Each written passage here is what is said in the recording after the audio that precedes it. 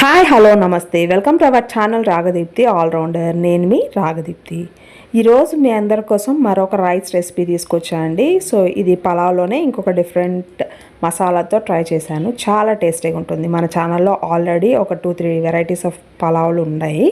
ఒకసారి ట్రై చేయండి. ఇది కూడా చాలా బాగుంటుంది. పలావ్ వీక్లీ వన్స్ మేము ఖచ్చితంగా సండే చేసుకుంటామండి.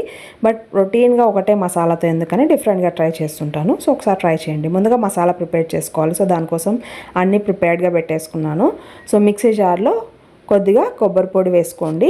తర్వాత కొన్ని వెల్లుల్లి రెబ్బలు కూడా వేసేసుకొని కొద్దిగా అల్లంని ఇలా దంచేసుకోండి. పీసెస్గా వేసుకుంటే మిక్సీ పడితే ఒక్కొక్కసారి పీసులు అట్లే ఉంటాయి కదా. సో అందుకని ఇలా కొంచెం దంచేస్తున్నాము. తర్వాత కొద్దిగా ధనియాల పొడి, కొన్ని మిరియాలు, ఒక హాఫ్ ఆనియన్, ఒక హాఫ్ టొమాటో వేసేసి దీన్ని ఒక్కసారి గ్రైండ్ చేయండి.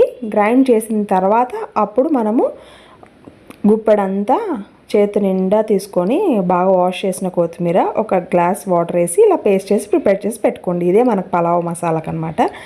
సో స్టవ్ ఆన్ చేసి కడాయి పెట్టి కొద్దిగా ఆయిల్ వేయండి.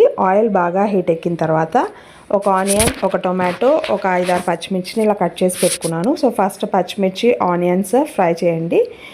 నేను ఇది పలావ్ రైస్ కుక్కర్లో వేస్తాను. సో అందుకని ఫస్ట్ మనం మసాలా అంతా ఒక బాణీలో మగ్గించుకొని తర్వాత రైస్ కుక్కర్లోకి షిఫ్ట్ చేస్తాను అనమాట. సో ఆనియన్ కొంచెం లైట్ బ్రౌన్ కలర్ వచ్చిన తర్వాత టొమాటోస్ కూడా వేసి ఫ్రై చేయండి.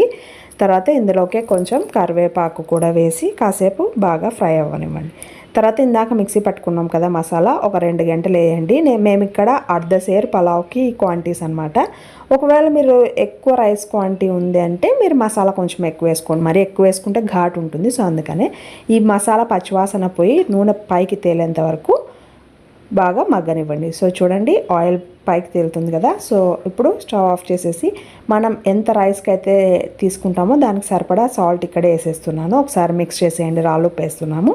ఇప్పుడు దీన్ని రైస్ కుక్కర్లోకి షిఫ్ట్ చేయాలన్నమాట. సో డైరెక్ట్గా రైస్ కుక్కర్ ఆన్ చేసేనే ఈ ప్రాసెస్ చేయొచ్చు. బట్ మేము లేట్గా తింటాము. సో అందుకనే ఈ ప్రాసెస్ ముందే చేసి పెట్టుకుంటే మనము కరెక్ట్ టైంకి రైస్ కుక్కర్ స్విచ్ ఆన్ చేసుకుంటే సరిపోతుంది. సో అందుకనే ముందే చేసి పెట్టుకుంటున్నాము.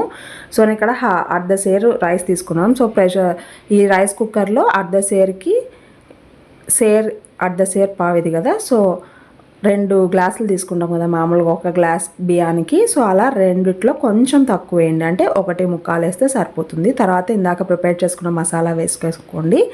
తర్వాత బియ్యాన్ని బాగా వాష్ చేసుకోండి. తర్వాత ఈ నీళ్ళన్నీ వంపేసి వాటర్ ఏం లేకుండా ఉంచేసుకోండి. సో తర్వాత ఇప్పుడు ఈ బియ్యాన్ని మనం ఆ రైస్ కుక్కర్లో వేసేసేయాలి. సో మసాలా అంతా వేసేసాం కదా. సో నీళ్ళు కొంచెం కూడా పడకుండా వేయండి. ఎందుకంటే ఆల్రెడీ వేసేసి ఉంటాం కదా.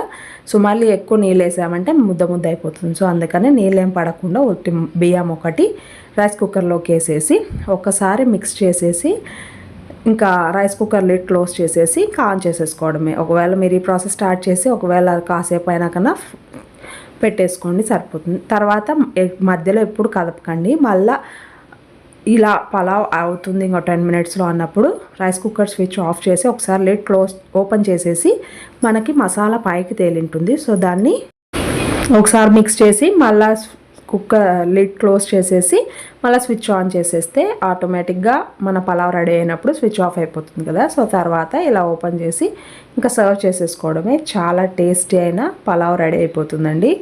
ఈ మసాలా ఫ్లేవర్తో పలావ్ చాలా టేస్టీగా ఉంటుంది. మా పిల్లలు అయితే ఒట్టి పలావే తినేస్తారు. ఇది అంత బాగుంటుంది. ఒకసారి ట్రై చేయండి. మీకు ఈ వీడియో నచ్చినట్టయితే please like, share and subscribe to my channel Ragadeepthi allrounder. Thank you so much for watching this video.